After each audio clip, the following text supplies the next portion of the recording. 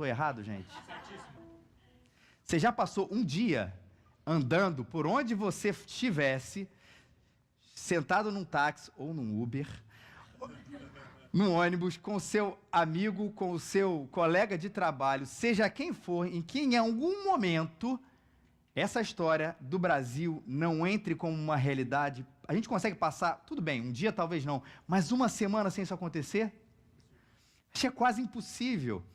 E cada vez eu percebo mais que as entradas, elas são diferentes, né? Aí começa, você viu a alta do dólar? A R$4. Chega gente sonhando com 5, né? Aí a gente vai lembrar do tempo que era 3 e que a gente achava que era terrível. Hoje em dia, pra gente, é uma maravilha. E a gente lembra da violência, do que aconteceu essa semana, na semana passada, o que a gente começa a perceber nos nossos diversos grupos aí, que talvez você participe no Facebook, que falam sobre violência, os escândalos de corrupção, o problema com o governo, o problema com a oposição, o problema com quem discorda do governo e da oposição. Não interessa a porta de entrada, de alguma maneira, nós vamos começar a falar mal do nosso governo. E do nosso país, na verdade. E acho que isso tudo tem uma razão muito simples, que a gente encontra dentro de nós, que o nosso mundo, pode botar aí, por favor? Esse mundo não foi criado para ser assim. A nossa indignação, seja com a questão econômica, seja com a injustiça que a gente encontra nos seus diversos níveis, social, relacional, na questão da violência, a gente começa a perceber que alguma coisa, de fato, como Caetano Veloso disse, está fora da ordem, porque dentro de nós a gente sabe que a gente não foi criado para um mundo assim. Eu gosto daquela música bem antiga, Silvio Brito, mas muito atribuída por alguns para Raul Seixas, mas na verdade do Silvio Brito, que fale, pare o mundo que eu quero. De vez em quando é isso. Gente, pelo amor de Deus, parem o mundo que eu quero descer, porque eu não aguento mais notícias de corrupção, violência que não para de aumentar, e pensar que a poluição contaminou até as lágrimas e eu não consigo mais chorar. O que ele falou há já bastante tempo continua sendo uma verdade hoje, parece que foi retirada das manchetes ou de alguma sessão, alguma análise crítica do país, da situação de hoje. O Silvio Brito falou isso há muito tempo. Alguma coisa está fora de ordem por causa disso. Esse mundo não foi criado para ser assim. Mas, no meio sempre do caos, sempre existem poetas, sempre existem idealizadores, sempre existe gente que está pensando ou imaginando como o mundo deveria ser na sua originalidade. E vamos ver um pouquinho do que alguns desses caras cantaram ou disseram. O primeiro deles é o Ivan Lins, né?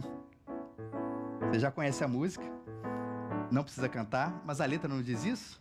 Que no novo tempo, apesar dos castigos, estamos em cena, estamos nas ruas, quebrando as algemas, para nos socorrer.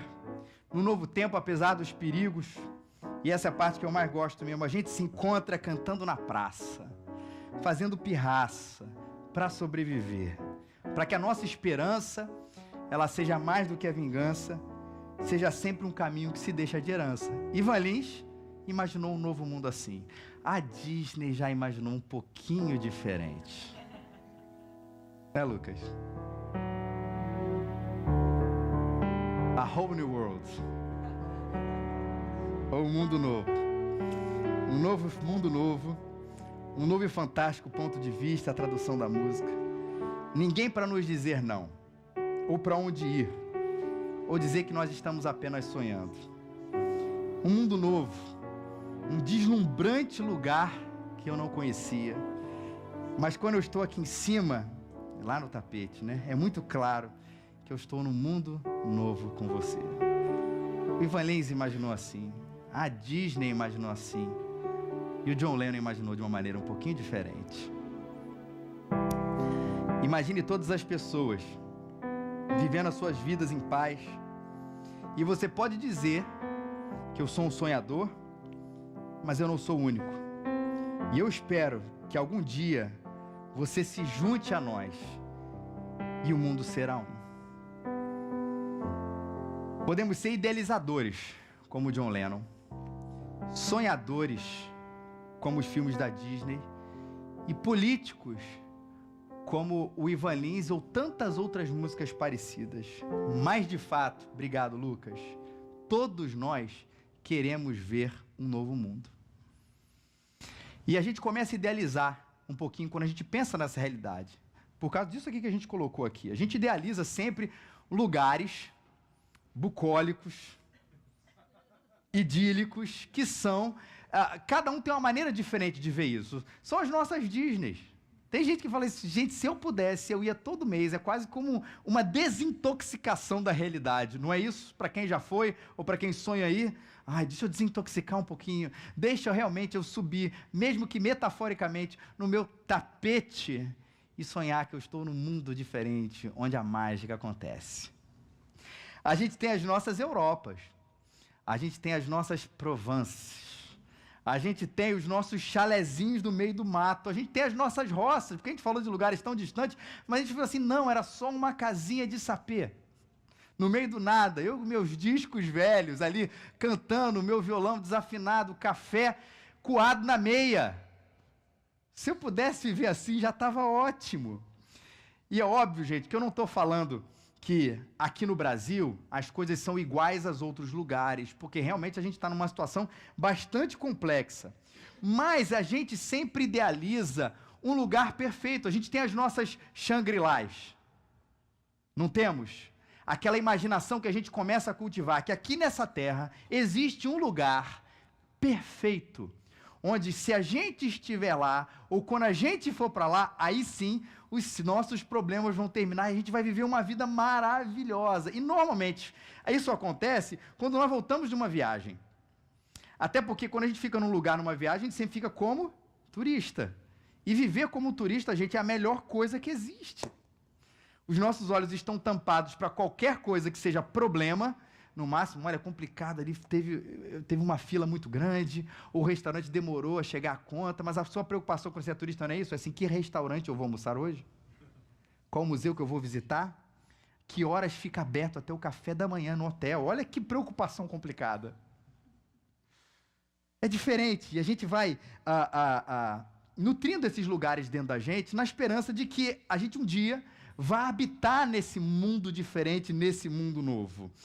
Mas a verdade é que a gente constrói um lugar mais ou menos assim. Vê se isso parece um pouquinho com aquilo que a gente imagina de um lugar diferente. E aí, obviamente, as 3 pontinhos é para você pensar no seu lugar. Cada um tem um. Eu queria a economia do país tal, com o sistema de saúde do país tal, com o clima do Taranã, com as praias do Taranã, montanhas a segurança daquele país, os preços das coisas daquele lugar e onde as pessoas se relacionam como os fulanos de tal se relacionam. No fundo, não é assim que a gente constrói os nossos lugares? Um pouquinho de cada um? Se eu tivesse isso do Canadá, isso dos Estados Unidos, isso da França, isso do Brasil, sim, há coisas positivas aqui dentro também. Isso daquele lugar, daquela roça, daquele mato, eu juntasse, criasse esse novo lugar, aí sim, a minha vida seria absolutamente perfeita. E por que eu digo isso? Porque não existe esse lugar. Ele está aqui dentro, aliás, acho que ele está mais aqui dentro, no coração. Um lugar onde tudo isso seja realidade. Mas o fato é que houve um homem que não imaginou, um homem que não era um poeta, mas um homem que viu as coisas diferentes, aí sim, num lugar verdadeiro, que será um mundo novo. Apocalipse capítulo 21, de 1 a 8. Se você precisa de uma Bíblia, só você levantar a sua mão, a gente vai trazer a Bíblia até você, onde você estiver, já com o marcador de livro, já para você abrir essa Bíblia, e você já vai estar lá nesse livro que se chama Apocalipse, o capítulo 21, capítulo esse número grande, e a gente vai ler dos versículos 1 a 7. Os versículos são os números menorzinhos, então você abre a sua Bíblia, você está em Apocalipse já, procura o número grande 21, e depois os números pequenos 1 a 7, que é onde vai estar aí para você o texto que a gente vai ler, vai estudar, vai entender um pouquinho sobre a palavra de Deus, da palavra de Deus. Fernando, fica com você aí, para mim ficar mais fácil, tá bom, Marcelo? Então diz assim, João não imaginou, João viu. Então eu vi um novo céu e uma nova terra, pois o primeiro céu e a primeira terra já se foram e o mar já não existe. Vi a cidade santa, a nova Jerusalém que descia do céu da parte de Deus, enfeitada como uma noiva preparada para o seu noivo. E ouvi uma forte voz que vinha do trono e dizia: o tabernáculo de Deus está entre os homens, pois habitará com eles. Eles serão o seu povo, e Deus mesmo estará com eles.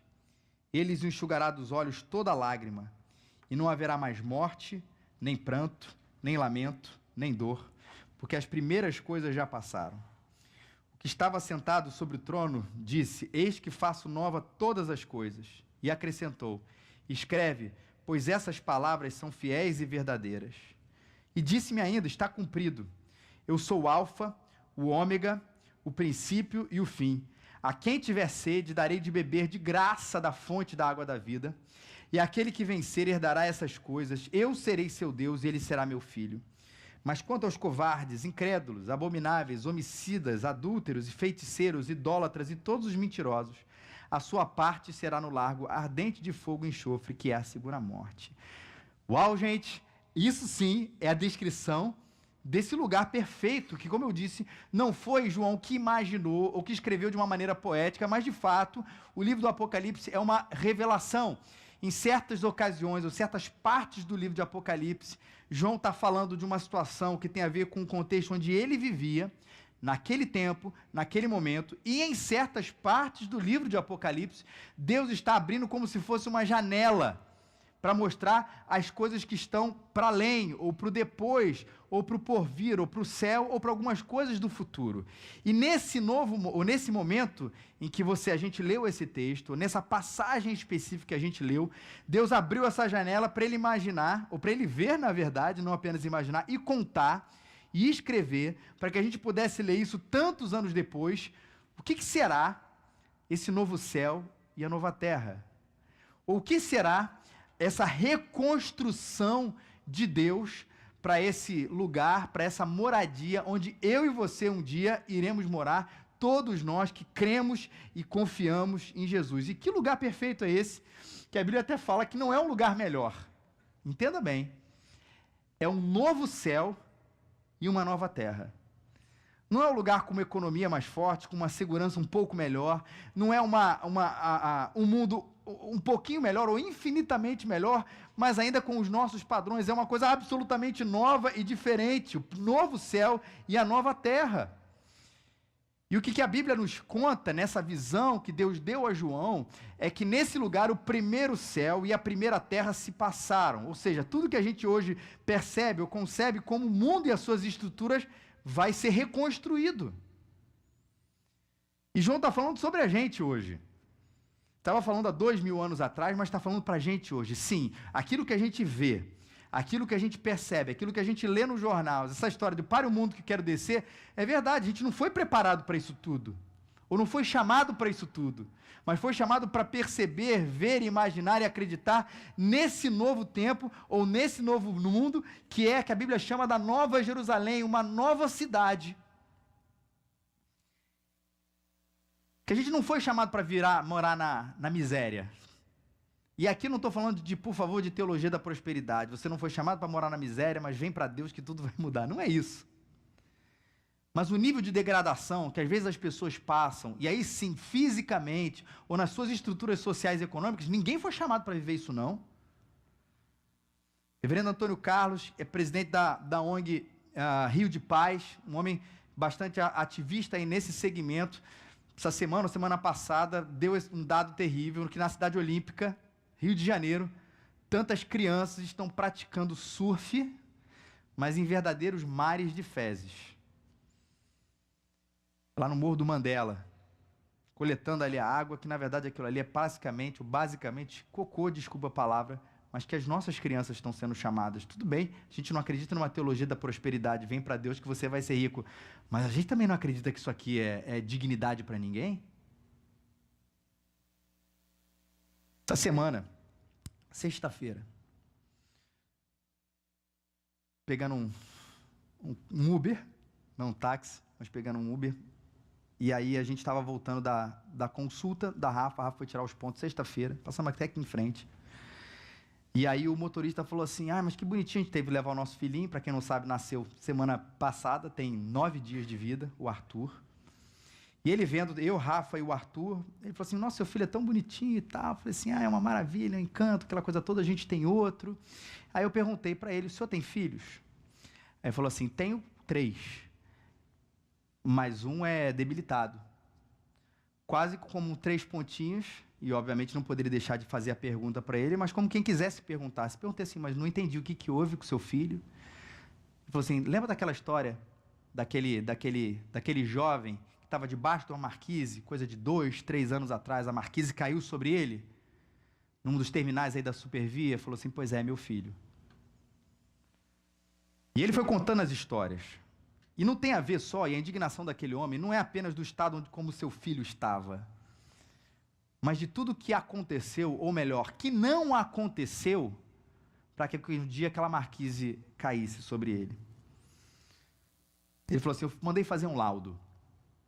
Falei, contratei um engenheiro, fazer um laudo escrito, para que ele pudesse, em diversos lugares, pontes, marquises ou coisas assim, e ele pudesse escrever, fazer um laudo técnico de quantos daqueles lugares na cidade do Rio de Janeiro, ou numa determinada seção aqui da nossa cidade, estivesse num estado tão ruim que estivesse praticamente prestes a cair, né? Não a qualquer segundo, mas estivesse tendo um reparo urgente. Ele falou assim, você sabe quantos desses lugares estão aí na nossa cidade? 97. Entre marquises, pontes, passarelas, coisas assim. Falou, um engenheiro fez esse laudo que as coisas estão acontecendo ou prestes a acontecer por omissão. Aí sim, por isso que eu disse que não é apenas o que fizeram, mas o que deixaram de fazer, por omissão, por falta de visão, por falta de dinheiro, seja lá por que for, mas de algum momento, gente lavou as mãos e tragédias assim aconteceram e a gente sabe, vão acontecer. E a indignação daquele homem foi essa. Não é somente a omissão de um momento, mas como, e é esse o nosso, volta àquela questão do nosso esporte nacional, mas de como que tem tanta gente, tem gente boa, claro que tem, mas como tem tanta gente que tem tão pouco coração, que simplesmente, diante de uma notícia dessa, aquelas pessoas que terem a autoridade, o poder, a caneta, a decisão de mudar, simplesmente se omitem e deixam as coisas acontecerem. A indignação daquele homem era com a indiferença, gente.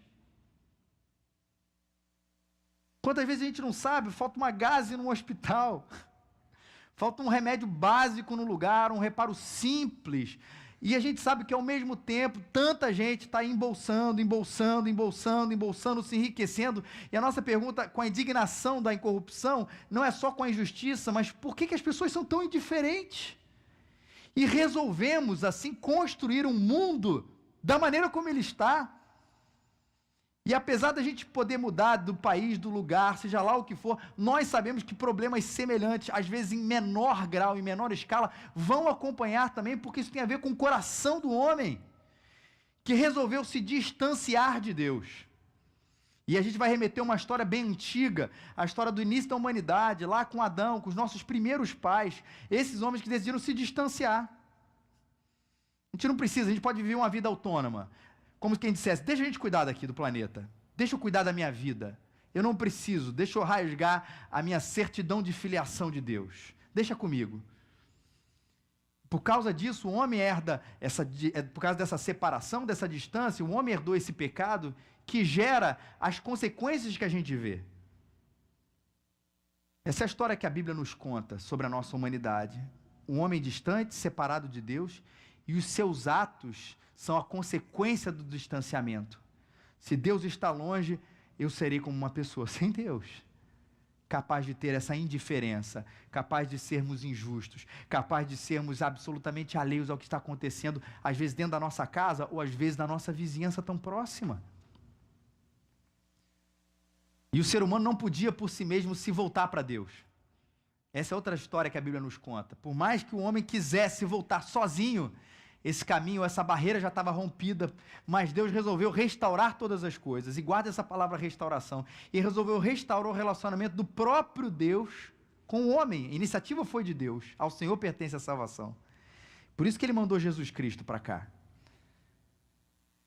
E com Jesus, e aqueles que creem nele, aqueles que confiam nele, os seus pecados são colocados em Jesus Cristo. E a partir da cruz, desse evento tão importante que acabamos de cantar, e com a música Quebrantado, a nossa relação com Deus, nós podemos ser reconciliados, refeitos, chamados de novos amigos de Deus. Por causa de Jesus. Essa é a história do Evangelho. Mas o que a Bíblia nos conta também é que essa reconciliação só é possível em Cristo Jesus, mas as consequências da nossa distância é o mundo que a gente vê.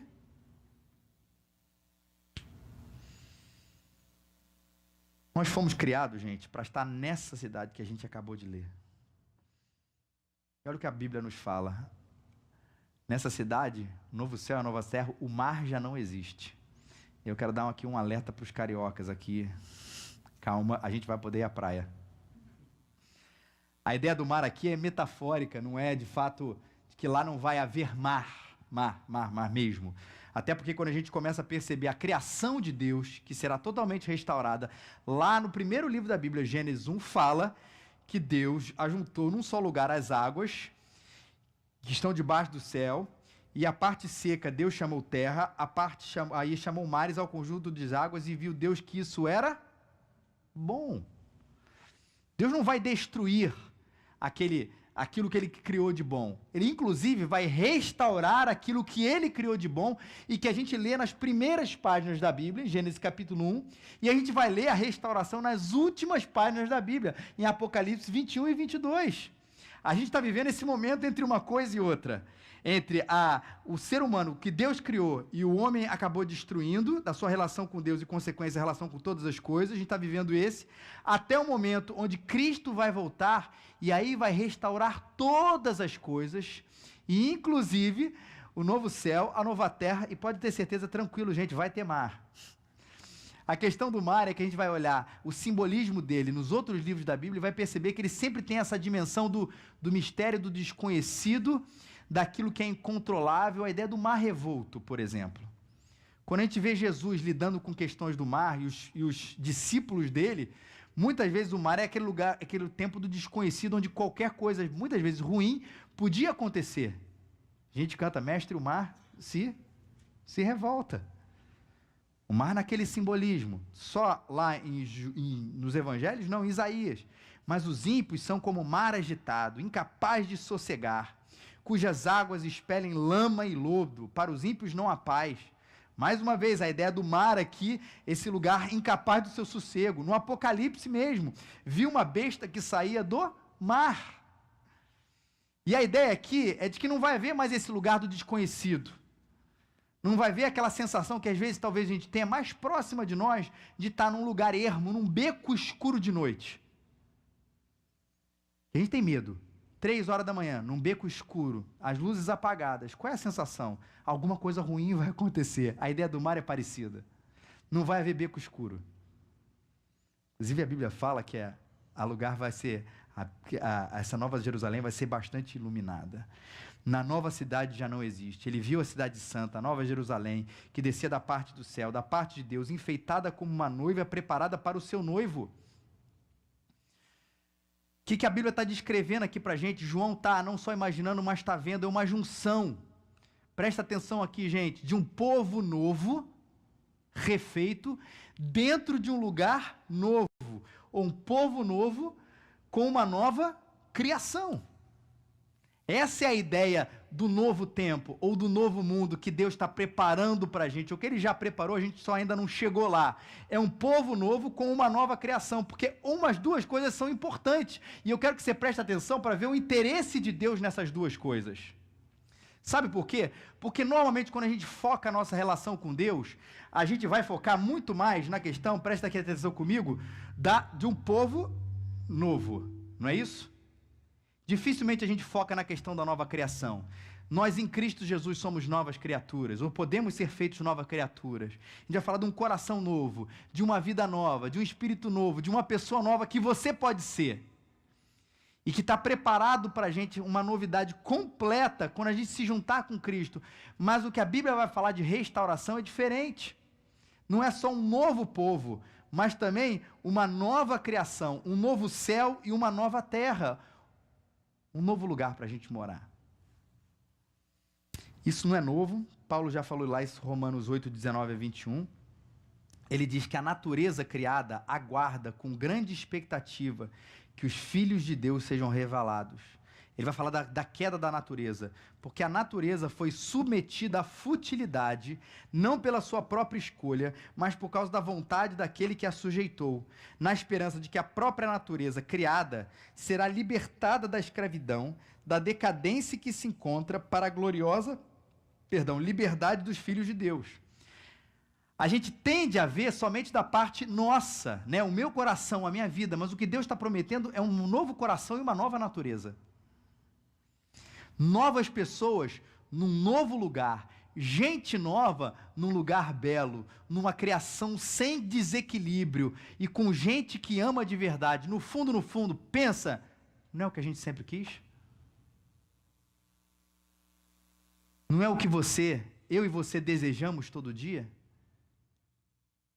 Que a gente more nesse lugar, que as coisas sejam refeitas, mas que nós sejamos refeitos.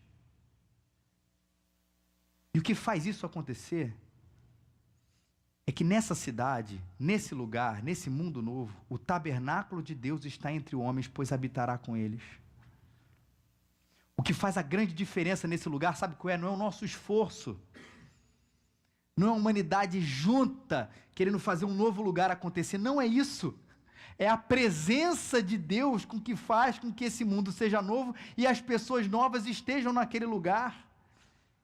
E esse é um recado importante para os nossos tempos hoje, por um motivo muito simples. Hoje a sociedade quer os valores de Deus, mas ela quer retirar Deus da história. A gente não parece que está vivendo num tempo assim?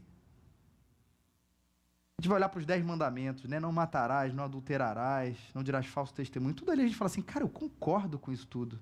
Perfeito, a ética de Deus é ótima, mas eu não quero Deus. Eu quero que a gente consiga construir isso, mas vamos assassinar Deus e retirá-lo da jogada. É impossível. É impossível viver num tempo ou numa sociedade, num lugar com os valores de Deus, mas sem o Deus que provê esses valores. Porque, na verdade, o que a gente é um reflexo dessa luz que brilha, que é o próprio Deus. Por isso que eu posso dizer, eu sou uma nova criatura. Por quê, filho? Você se esforçou? Não. Eu não me esforcei para nada, é porque Deus me fez assim.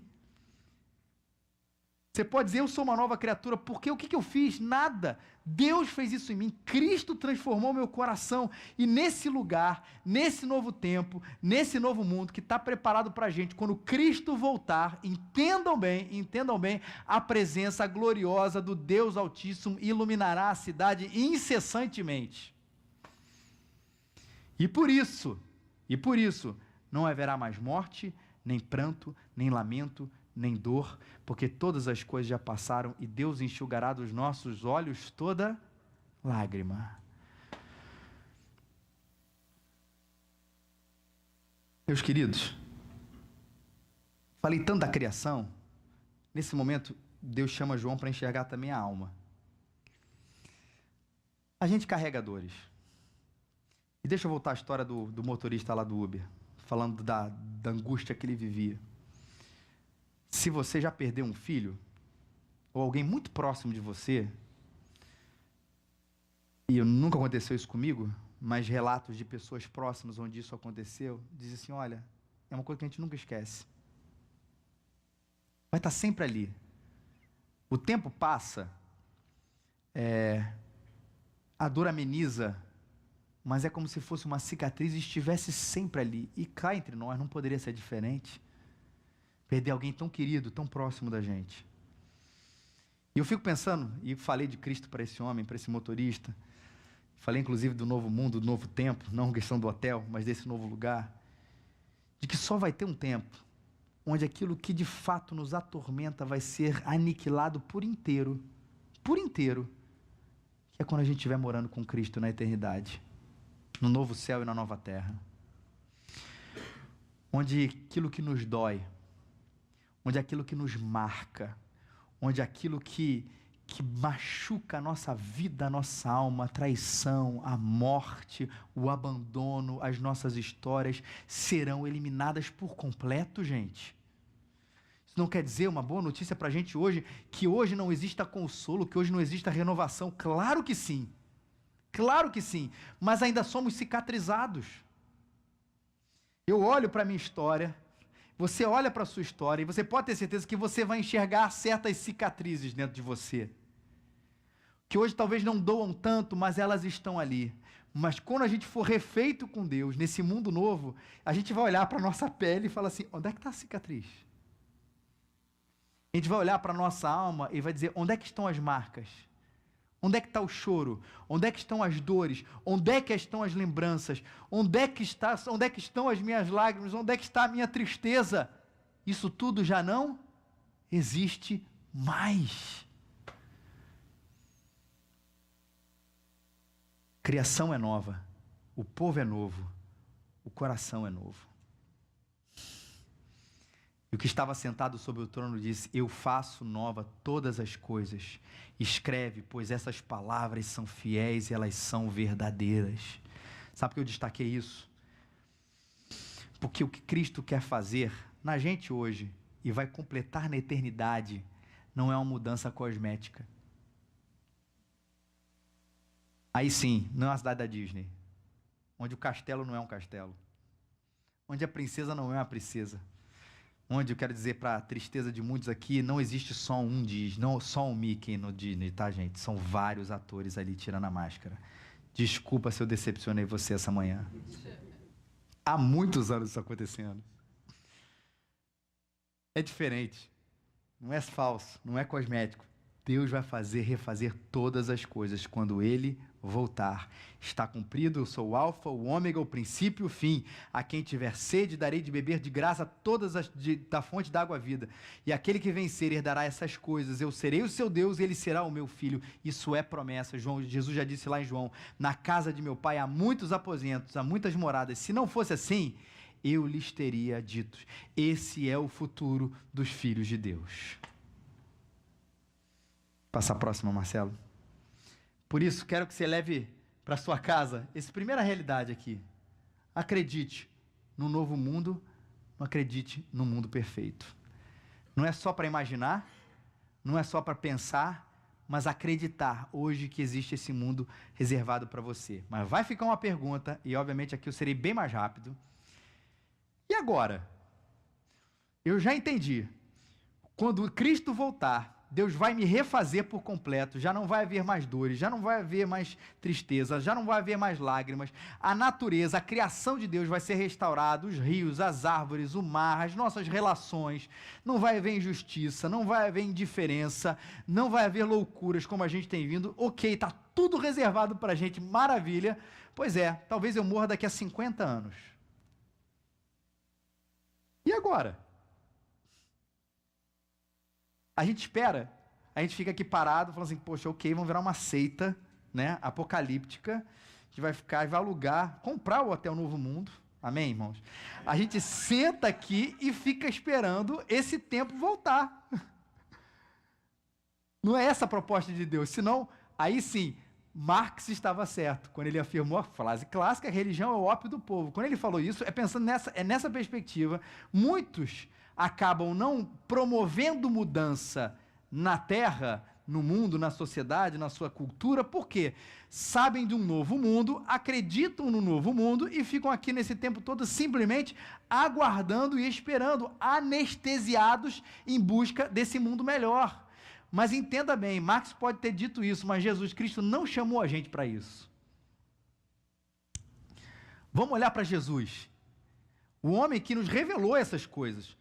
O homem, o Filho de Deus, que vai refazer todas essas coisas. Quando ele esteve aqui na Terra, deixa eu descrever aqui o que o Michael Gorin, é um teólogo, falou sobre a vida de Jesus. Eu achei interessantíssimo. Ele fala, Jesus esteve aqui, ele ataca o sofrimento, a doença, a culpa, o pecado pessoal, os modos de vida imorais, a idolatria da riqueza, os relacionamentos quebrados, a morte, a presunção, a natureza hostil, as estruturas e práticas religiosas distorcidas, as estruturas sociais injustas que excluem e marginalizam, as estruturas econômicas injustas que exploram os pobres e as estruturas políticas injustas que abusam do poder. Jesus atacou tudo isso quando estava em vida. Mas na cruz, o reino de Deus vence o mal. Não por meio de uma força superior, mas porque Jesus toma sobre si mesmo todo o impacto do pecado e esvazia o seu poder. Olha só, gente, quem pode afirmar que o cristianismo é uma religião que senta e espera um novo mundo, simplesmente não leu a vida de Jesus. A gente acredita e precisa acreditar nesse novo mundo imperfeito. Precisa acreditar nisso. A nossa grande esperança está ali. Mas quando a gente vai olhar os passos de Jesus, o que ele atacou, o que ele fez, o que ele transformou, e a gente percebe que nós somos continuidade disso, a gente começa a concluir que o nosso lugar não é ficar sentado esperando, gente.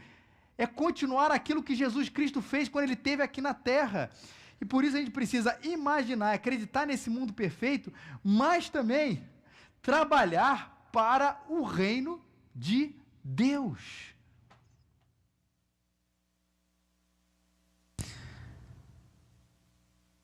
Para que o que a gente tem aqui seja um pouquinho daquilo que a gente vai experimentar lá. Não é verdade? Eu li um rapaz, né, um teólogo que fez uma análise sobre Calvino, João Calvino, na sua cidade. E eu gosto dessa análise dele, que ele falou o seguinte: muitos de nós conhecemos um pouco da vida de João Calvino, foi um reformador, né, que participou desse movimento, que comemoramos o aniversário há pouco tempo, chamado Reforma Protestante. E ele vai falar o seguinte: Calvino é muito lembrado sobre a questão da predestinação. Não vamos entrar nesse assunto hoje, fica tranquilo. Não tem mais 40 minutos.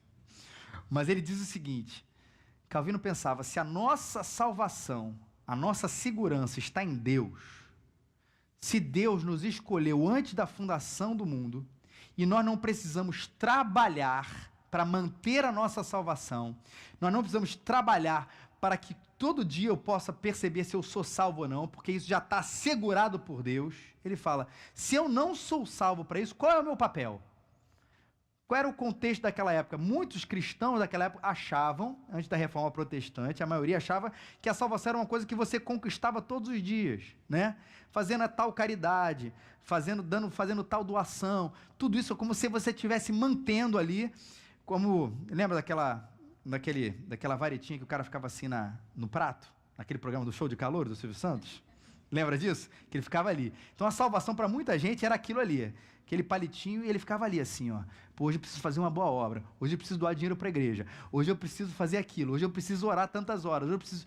Aí você descansava um pouquinho, o prato começava a quase cair, aí você, opa, ia lá, até que, aí Lutero, Calvino e tantos outros falaram assim, não, a gente leu a Bíblia e percebe que a salvação ela vem de Deus. Não é pelas obras, mas pela graça mediante a fé. É graça, é presente de Deus, você está salvo se você creu em Cristo Jesus. Se você não creu, o convite da salvação é creia nele. Então, se você está salvo e não precisa ficar rodando esse prato já é rodado 100%, Jesus fica lá o dia inteiro na sua salvação e não cansa, fica tranquilo com isso, já foi consumado. O que a gente faz? E aí ele vai dizer que a igreja pregue a palavra. E que a palavra transforme a cidade. Esse escritor, que chama Lester de Costa, escreveu um livro chamado A Luz para a Cidade, sobre a vida de Calvino na cidade de Genebra. Ele vai falar isso, não é só a pregação da palavra, porque a gente pensa muito na igreja reformada, calvinista, na pregação da palavra. É a pregação da palavra que transforma a cidade. Calvino não estava dizendo que, olha, a gente vai sentar e vai engordar de Deus, né? Sentei, tô, né, beleza, vou para casa e viver a minha vida, não. É a palavra pregada que transforma a cidade. Ele diz até o seguinte, o cristianismo de Calvino era muito prático. Concordo com ele. E ele diz, interpretando também o que João Calvino disse, o céu pode ser experimentado aqui e agora, quando a igreja prega a palavra e trabalha para que pessoas e estruturas sejam transformadas e fiquem mais parecidos com esse mundo novo que João viu e que está preparado para a gente. Steve Jobs, uma vez, perguntou, nos encontros mais célebres dele, ou mais conhecidos, para o Steve Curley, que trabalhava na Pepsi. Você vai lembrar dessa história. Ele foi convidar o Steve Curley para trabalhar com ele, e ele fez a clássica pergunta, você quer vender água com açúcar para o resto da vida, Ou você quer vir comigo mudar o mundo?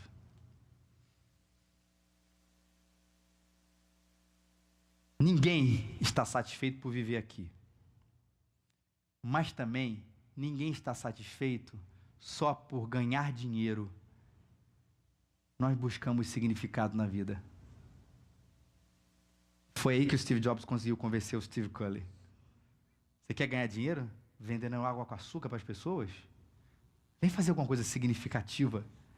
Vem fazer alguma coisa que transforme as estruturas. Vem fazer uma coisa que transforme o mundo. Vamos pegar essa carona aqui. Porque nós fomos criados para um novo céu e para uma nova terra.